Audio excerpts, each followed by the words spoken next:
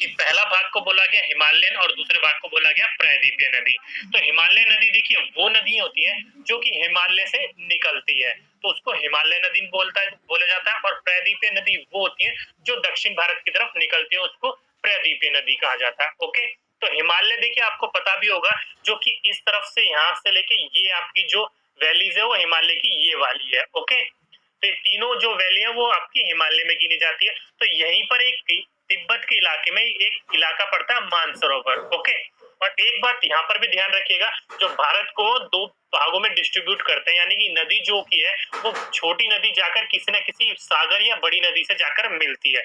तो यहाँ पर कौन सी हो जाएगी, तो एक तरफ होगी आपकी बंगाल की खाड़ी, तो आप और एक तरफ होगी आपकी अरब सागर। तो आपको ऐसे याद रखने के लिए क्या करना पड़ेगा, तो देखो आपने यहाँ पर देखा होगा इस तरफ वेस्ट बंगाल पड़ता है, तो वेस्ट बंगाल जिस तरफ है उस तरफ आप याद रख सकते हो बंगाल की खाड़ी है, और इस बाकी दूसरी तरफ अरब सागर है। कई बार मिक्स भी हो जाता है, बंगाल की खाड़ी इधर कर देते हैं बच्चे, अरब की सागर इसलिए इधर कर देते हैं, इसलिए मैंने आपको ट्रिक भी बता दी। ओके, अब बात करते हैं अपने मानसरोवर की, जो कि मैंने बताई थी।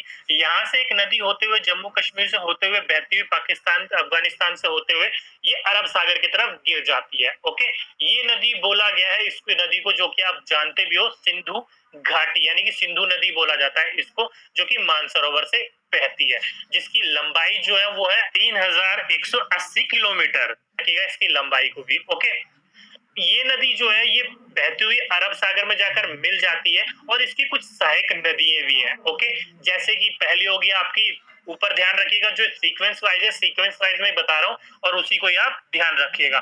पहले आपकी सहायक नदी होगी झेलम, दूसरी होगी चिनाब, तीसरी होगी रावी, चौथी होगी आपकी व्यास, और पांचवी होगी आपकी सतलुज। तो इसी लाइन में आप ध्यान रखिएगा, अगर आपसे पूछ सकते हैं ये प्रश्न कि सिंधु घाटी या सिंधु नदी की सहायक नदियां कौन कौन सी है, क्रम अनुसार लगाइए, तो क्रम उनका यही होगा, झेलम, आपका जो मैंने आपको क्रम बताया, झेलम, चिनाब, रावी, व्यास और सतलुज। तो ये ध्यान रखिएगा इसका क्रम। ओके, और एक आपसे यहाँ से ये पूछा जा सकता है कि सतलुज नदी पर कौन सा बांध बनाया गया है, जो भारत का सबसे ऊंचा बांध है। ध्यान रखिएगा, अगर आपसे ये पूछा जाए भारत का सबसे ऊंचा बांध किस नदी पर है, तो वो सतलुज नदी पर है, जो कि भांगरवाड़ा बांध कहा जाता है इसको। ओके, तो यही जो बांध है वो सतलुज नदी पर बनाया हुआ है।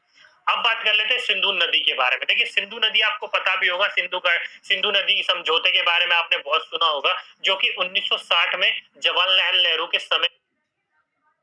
डाउटनट के यूट्यूब चैनल पे आप सभी का स्वागत है। आइए देखते हैं कि ये डाउटनट ऐप आप अपने पढ़ाई पे कैसे इस्तेमाल कर सकते हैं। मान लिया आप मैथ्स पढ़ रहे हैं और आपको ये क्वेश्चन नंबर 9 में दिक्कत समय हुआ था, जो कि आपने देखा होगा, जो सिंधु नदी